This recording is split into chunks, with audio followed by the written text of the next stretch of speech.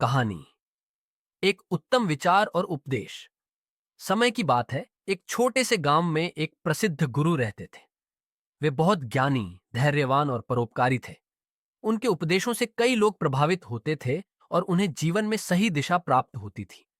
एक दिन उनके आश्रम में एक युवा व्यक्ति आया जो जीवन के संघर्षों से निराश और हताश था। वह युवक गुरु के चरणों में गिर पड़ा और बोला, गुरुदेव, मैं जीवन के कठिनाइयों और संघर्षों से परेशान हो चुका हूं। हर प्रयास विफल होता है और मुझे यह समझ नहीं आता कि मुझे क्या करना चाहिए। कृपया मुझे मार्गदर्शन दें। गुरु ने शांत स्वर में कहा, पुत्र, जीवन में कठिनाइयां और चुनौतियां हर किसी के जीवन का हिस्सा होती हैं। असली सवाल यह है कि तुम उन चुनौतियों का सामना कैसे करते हो। युवक ने उत्सुकता से पूछा, गुरुदेव, मुझे क्या करना चाहिए ताकि मैं अपने जीवन को बेहतर बना सकूं। गुरु मुस्कुराए और बोले, मैं तुम्हें एक कहानी सुनाता हूं, शायद उससे तुम्हें उत्तर मिल जाए। गुरु ने कहना शुरू किया, एक समय की बात है, एक किसान था। वह बहुत मेहनती था, लेकिन उसकी फसल हमेशा खराब हो जाती थी। एक दिन वह बहुत निराश होकर अपने गुरु के पास गया और अपनी समस्या बताई। गुरु ने उसकी बात सुनी और उसे एक बर्तन में पानी लाने के लिए कहा। किसान थोड़ा हैरान हुआ, पर उसने बिना सवाल किए बर्तन में पानी लाकर गुरु को दिया। गुरु ने उस पानी में एक मुट्ठी नमक डाली और किसान से कहा, इस पानी को पी लो।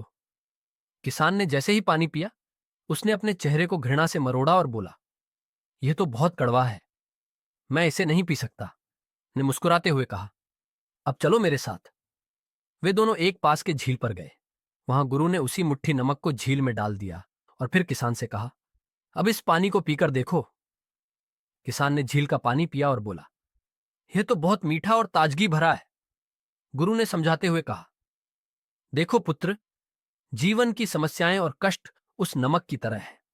वे अपनी मात्रा में होते हैं, लेकिन यह तुम्हारे मन पर निर्भर करता है कि तुम उन्हें किस तरह से देखते हो।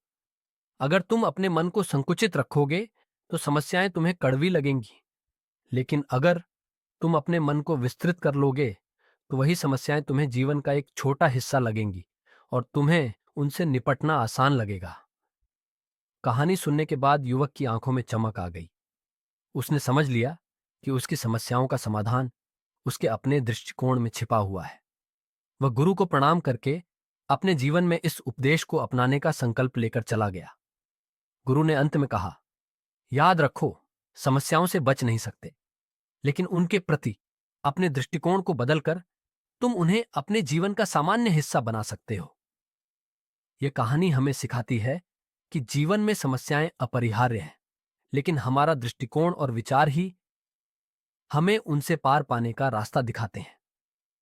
जब हम अपनी सोच को व्यापक और सकारात्मक बनाते हैं तो समस्याएं हमें कमजोर नहीं करती, बल्कि हमें और भी मजबूत बनाती।